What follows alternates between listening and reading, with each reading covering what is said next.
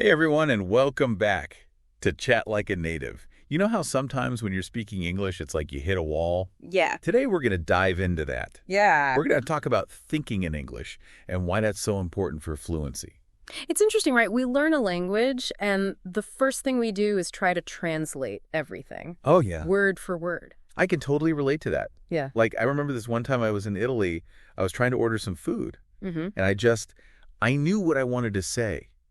I just couldn't get the words out because I was stuck translating the menu in my head. I think we've all been there. It was awkward. Yeah, and it's this mental block that really slows you down, right? It's like you're so focused on getting the translation perfect Right. that you lose that natural flow of conversation. It's like driving with the parking brake on. Exactly. Okay, so how do we release that brake and start thinking directly in English? Well, I think the first step is just being aware of it. Okay. You know, like catching yourself when you're translating. Okay, so that's step one.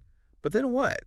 Can we just will ourselves to think in English? I wish it was that easy. Right? It's more about retraining our brains. Yeah. You know, like when we were kids, we didn't learn our native language by memorizing rules. We just heard it all the time. Yeah, we were immersed in it, right? Exactly. So we need to kind of create that immersive environment for English as well. Yeah, like surround yourself with as much English as possible. Okay. Movies, music podcasts, even just switching your phone settings to English. I like that. Even if we don't understand everything at first, just that constant exposure really helps. Absolutely. Okay, so that's the passive approach. Right. But what about actively practicing thinking in English?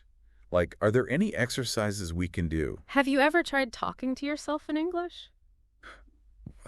Yeah, sometimes in the shower. Okay, well, When no one's listening. that's exactly it. Oh, Just yeah. narrate your day, your thoughts, everything in English. So be our own commentator. And, it's kind of funny because you don't have to worry about making mistakes when it's just you. It's a safe space. Exactly. And I've heard that visualizing the words can actually help as well. Yeah. Try to picture those words in your mind as you're saying them. Oh, interesting. It strengthens that connection. That makes sense. Okay, so we've got immersion, self-talk. What about writing? Does that help? Writing is a great tool. Yeah. You know, journaling in English doesn't have to be perfect. Oh, good. Yeah. Because I'm not a writer. Just get those thoughts flowing. Okay. Yeah, I can do that. Yeah. And I've also heard that using visual aids can be helpful. Oh, for sure. Our brains love connecting images with words. Yeah. Try this. Label stuff around your house with their English name. There's sticky notes on everything. Yeah, why not? Okay. It's like building a visual dictionary in your head. I like that. Yeah. Okay, so we've got immersion, self-talk, writing, visual aids. Anything else? Any other tricks up your sleeve? Well, this one might sound a little daunting, Oh, well. but trust me, it works. Try practicing speaking in front of a mirror. Oh, yeah, the mirror technique. Yeah. It's like giving a presentation, Exactly. but to yourself. Yeah. So it can help you feel more comfortable speaking out loud. Right. Okay, so now let's talk about one of the biggest roadblocks people face when trying to think in English. Okay. The fear of making mistakes. That fear. That's a big one. It can be really paralyzing. It is. And what happens is you overthink everything, right? You worry about grammar pronunciation. Yeah. And you just get stuck. Exactly. But here's the thing. Mistakes are inevitable. Yeah. They happen to everyone, even native speakers. So you're saying we should embrace the mess-ups. Exactly. Okay. Mistakes are how we learn. That's true. And I think it's helpful to remember that fluency isn't about being perfect. It's about being able to communicate effectively. Okay. So don't let the fear of making mistakes hold you back. It's like learning to ride a bike. Yeah. You're going to fall a few times before you get the hang of it, Exactly. but eventually becomes second nature. It does. Okay, so mistakes are our friends. Yes. But what about those moments when you're in a conversation Uh-huh. and you just can't think of the right word? Oh, I hate those moments. It's like your mind goes completely blank. Oh, the tip of the tongue moments. Yeah. It happens. It's the worst. But instead of getting flustered, try describing the word. Okay. Using other words. You know. Like game of charades. Exactly. That's a good idea. And it keeps the conversation going. That's a good point. And speaking of mindset shifts, I think it's really important to let go of that need for perfection. Oh, yeah.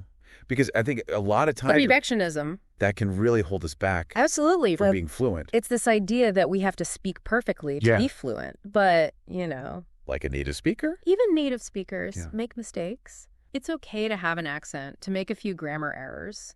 What matters most is that you're getting your message across. That's so true. So try to be kind to yourself. Okay. And focus on progress, not perfection.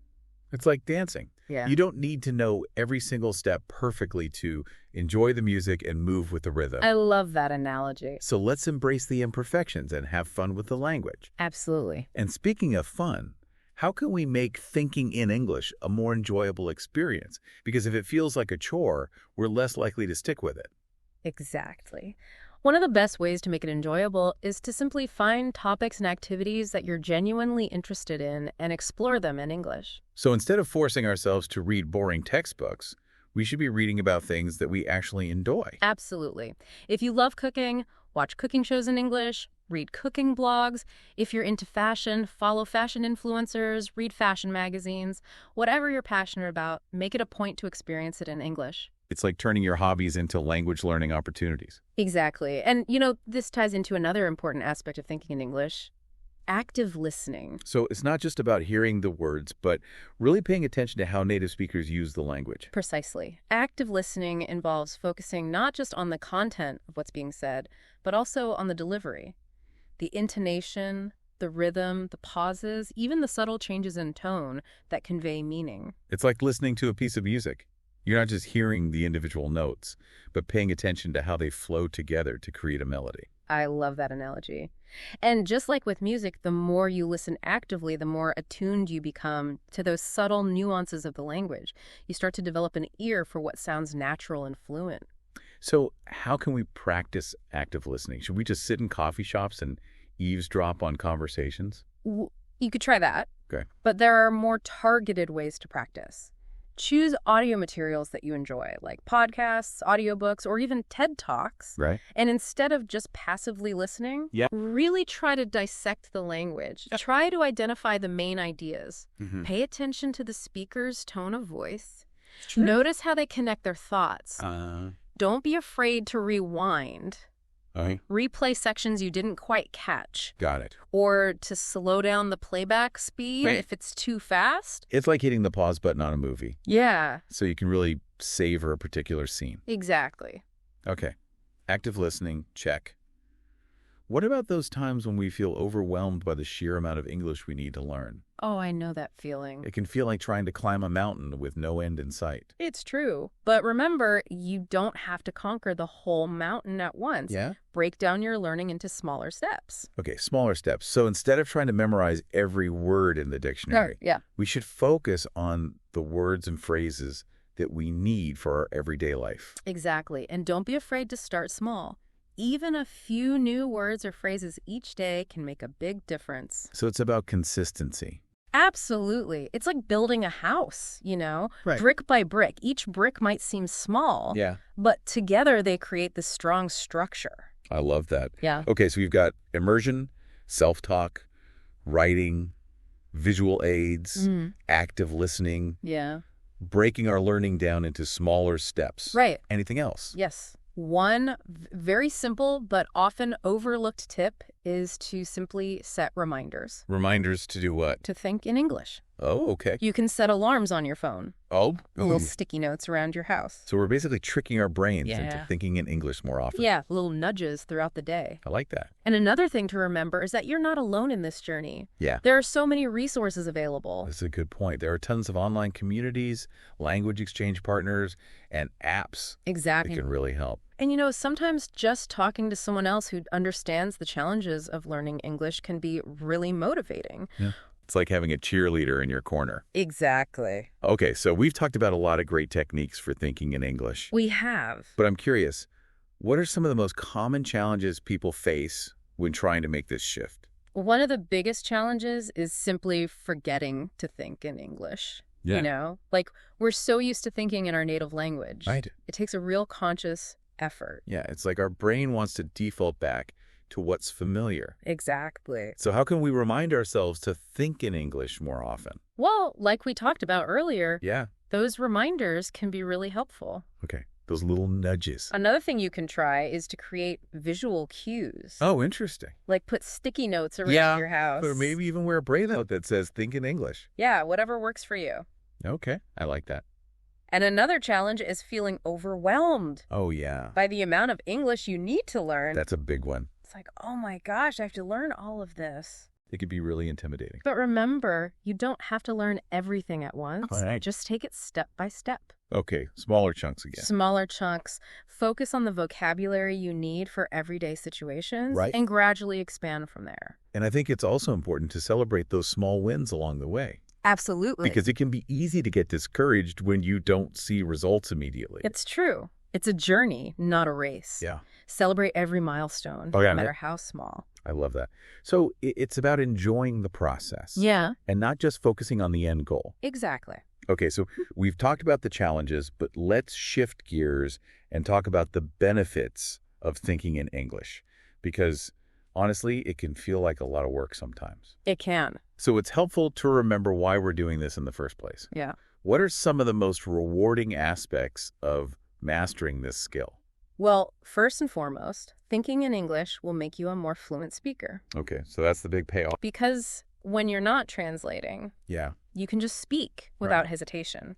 And this, in turn, leads to more confidence. So it's like a domino effect. Exactly. The more fluent you become, the more confident you feel. Okay. And the more you'll want to use the language. That makes sense. And I think another benefit is that it can actually help you understand English better. Absolutely. When you're thinking in the same language that you're hearing or reading. It just clicks. You don't have to go through that extra step of translation. So it's like you're finally able to experience English in its purest form. Yeah.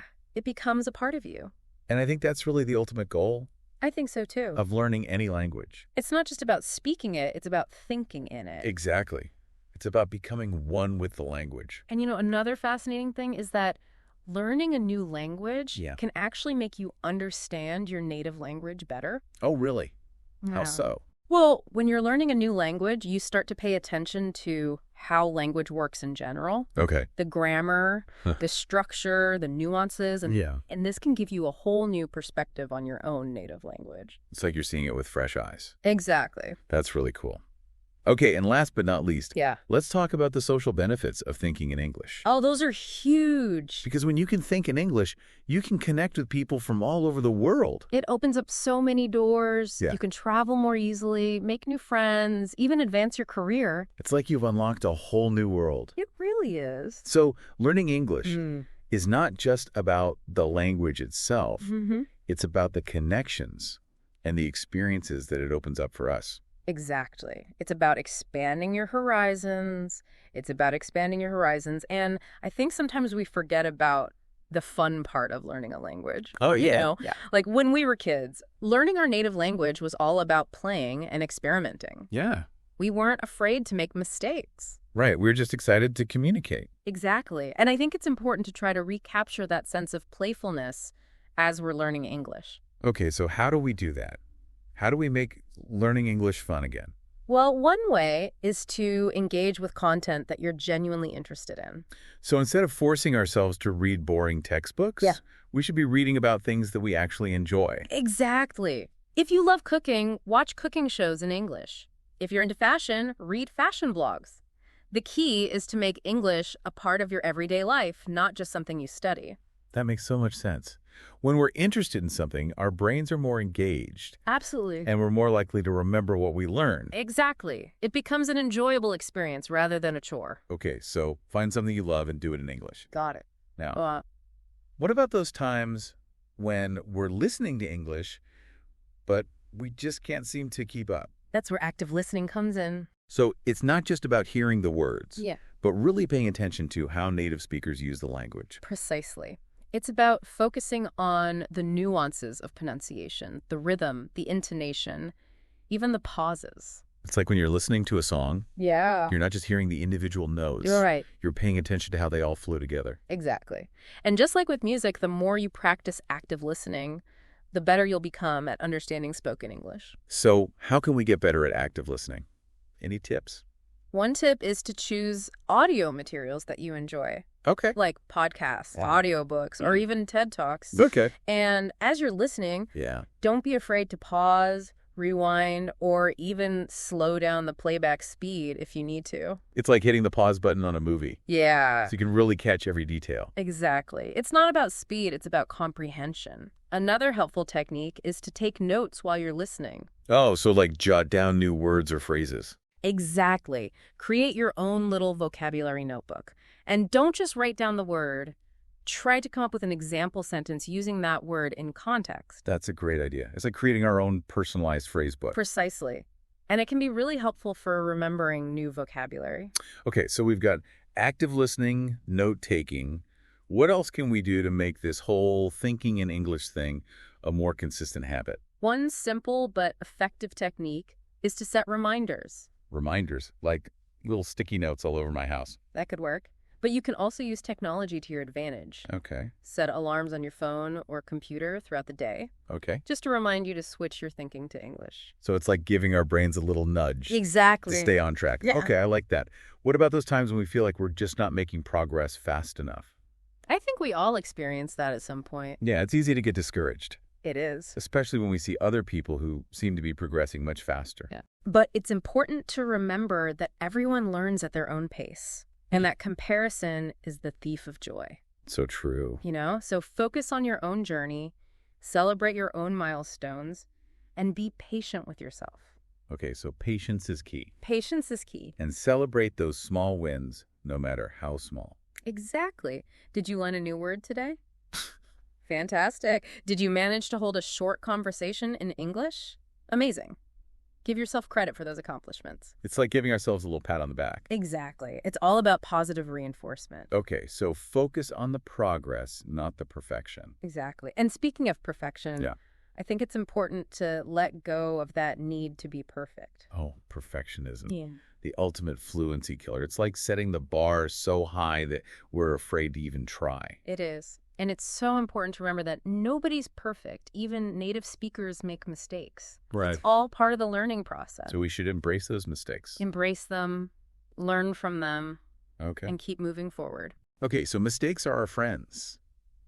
But what about those moments when we just can't seem to find the right word in English? You know, those dreaded tip-of-the-tongue moments. Oh, this can be so frustrating. But instead of giving up or resorting back to your native language, try to describe the word using other words that you do know. So like playing a mental game of charade. Exactly.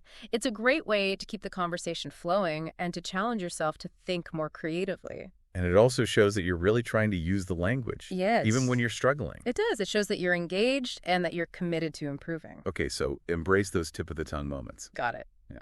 Now, what about accents? Do you think it's important to try to sound like a native speaker? That's a great question. And honestly, there's no right or wrong answer. Some people feel more confident when they can speak with a native-like accent, while others are perfectly happy with their own accent. The most important thing is to be able to communicate effectively and to feel good about the way you sound. So it's all about finding our own voice and embracing our individuality. Exactly. And remember, there's no such thing as a perfect accent. Even native speakers have different regional accents and dialects. The beauty of language is in its diversity. I love that. So let's celebrate our uniqueness and not be afraid to let our personalities shine through in our English. Absolutely.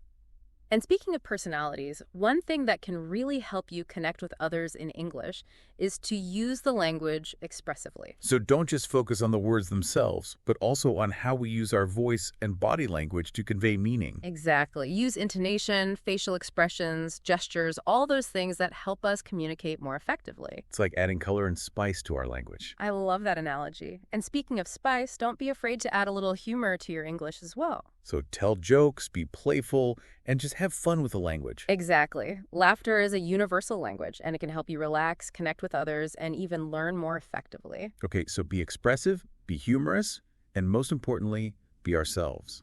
Yes. And you know, one more thing I want to mention is the importance of silence. Silence. Why is that important when we're trying to improve our speaking skills? Silence can actually be a very powerful tool in communication. It gives you time to think, to process information, and to formulate your thoughts in English. So instead of feeling pressured to fill every silence with words, Yeah. we should embrace those pauses Yeah. and let them work their magic. Exactly. Silence can create emphasis, build suspense, and even make you a more effective listener. Think of it as a punctuation mark in a conversation. Okay, so embrace the silence. Got it. Now, what about those times when we just don't have a lot of time to dedicate to practicing English? Well, the good news is that you don't need hours and hours of study to make progress. Even small pockets of time can be incredibly valuable. So like those 5 minutes while we're waiting in line at the grocery store, Yeah. or those 10 minutes while we're commuting to work. Exactly. Use those little snippets of time to review flashcards, listen to a short podcast, or even just think about your day in English. It's about making the most of every opportunity. Exactly. And remember, consistency is key. Okay, so consistency over intensity. Exactly. Even a little bit of practice each day can make a big difference over time. So it's like that saying, little drops of water make a mighty ocean. I love that. And another great way to practice thinking in English is to find a language partner or join a conversation group. So put ourselves out there and actually use the language in real-life situations. Exactly. And don't worry about making mistakes. Everyone makes mistakes. And most people are incredibly understanding and supportive, especially if they know you're learning English. So it's about finding a safe and supportive environment where we can practice without feeling self-conscious. Exactly. And remember, the more you practice, the more confident you'll become. It's like anything else in life. Yeah. The more you do it. The easier it gets. Okay, so find a language partner, join a conversation group, and just start talking. Now, what about visualization? I've heard that can be a helpful technique for learning a language. Visualization can be incredibly powerful. As you're learning new words and phrases, try to create vivid mental images in your mind. Oh, interesting. For example, if you're learning the word beach, imagine yourself walking along the sandy shore, feeling the warm sun on your skin, hearing the waves crashing against the shore. So it's like creating a mini-movie in our minds. Exactly. The more senses you can engage, the stronger the connection will be between the word and its meaning. I like that. So we're not just learning the word. Yeah. We're experiencing it. We're experiencing it. Okay, visualization, check. What about those times when we just feel completely stuck? Like our brain is fried and we can't think in English no matter how hard we try. I think we all have those days. It's important to be kind to yourself and to recognize when you need a break. Sometimes the best thing you can do is to simply step away from the language for a while and come back to it when you're feeling refreshed. So give ourselves permission to rest and recharge. Exactly. And, sometimes just changing up your routine can help. Okay. If you've been focusing a lot on reading, try listening to some music in English. Yeah. Or if you've been spending a lot of time studying grammar, try watching a movie or TV show. So mix things up and keep it interesting. Exactly. And most importantly, don't give up. Learning a language takes time and effort. Yeah. But the rewards are well worth it. That's so true. Keep practicing, keep learning, and most importantly, keep believing in yourself. I love that. Keep believing in ourselves. So we've talked a lot about the mental side of thinking in English, but what about the physical side? Does our body language play a role in how we think and speak in English? Absolutely. Our body language and our thoughts are interconnected. So if we stand up straight and make eye contact, it can actually help us feel more confident and speak more fluently. Exactly. And it's not just about how we present ourselves to others, it's also about how we feel internally. So our body language can actually influence our thoughts and emotions. Precisely. When we adopt a confident posture, our brains release hormones like testosterone and dopamine. Oh, wow. Which make us feel more powerful and in control. So it's like faking it till we make it. In a way, yes.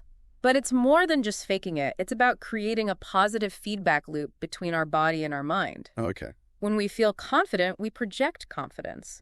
And when we project confidence, we feel even more confident. It's like a virtuous cycle. Yeah. So stand tall, make eye contact, and let our body language boost our confidence. Exactly. And remember, even small changes in our body language can make a big difference. Okay, so pay attention to our posture, our gestures, and our facial expressions. Got it. Now, what about those times when we're in a conversation with someone in English and our mind suddenly goes blank? You know, those dreaded tip-of-the-tongue moments? We've all been there. Those moments can be so frustrating, but instead of panicking, try to relax and remind yourself that it happens to everyone. So just take a deep breath and try to regroup. Exactly. And instead of just giving up and saying, I can't remember the word, Try describing the word you're looking for using other words you do know. So like playing a mental game of charades. Exactly. It's a great way to keep the conversation flowing and to challenge yourself to think creatively. And it also shows that you're actively engaging with the language. It does. Even when you're struggling. Exactly. It shows that you're resourceful and that you're not afraid to think outside the box. And it shows that you're resourceful and that you're not afraid to think outside the box. And, speaking of thinking outside the box, one of the things I found really helpful is to remember that fluency isn't a destination. It's a journey. Oh, yeah. It's not about reaching some perfect endpoint where you never make mistakes. Right. It's about constantly learning, growing, and becoming more comfortable using the language. Yeah, it's about embracing the journey. And embracing the journey. And enjoying the ride. So true. Well, I think we've covered a lot of ground today. We have. We've talked about the power of thinking in English, the challenges we might face, and a whole bunch of techniques to help us make that shift. It's been a fantastic conversation. I've learned so much. Me too. And, one thing that really stands out to me is that all of these techniques are interconnected. Oh, yeah. They all work together to create this holistic approach to language learning. It's not about choosing one technique over another. Right. It's about finding what works best for you. Yeah. And creating your own personalized approach. Absolutely. And remember, consistency is key. Oh, yeah. Even if you can only spare a few minutes each day, make it a habit to engage with the language in some way. Right, like read a news article, listen to a podcast, talk to yourself in English. Yeah, those little things add up over time. They really do. I think one of the biggest takeaways from today is that learning a language is so much more than just memorizing words and grammar rules. It is. It's about connecting with a new culture. Yeah. Expanding your worldview, and ultimately becoming a more well-rounded individual. Beautifully said. Well, that's about it for this episode of Chat Like a Native. We hope you enjoyed this deep dive into thinking in English. And we hope you feel inspired to start thinking in English more often. Absolutely. Remember, the power to unlock fluency lies within you. So go out there, embrace the challenge, and start thinking in English today. Until next time, happy learning.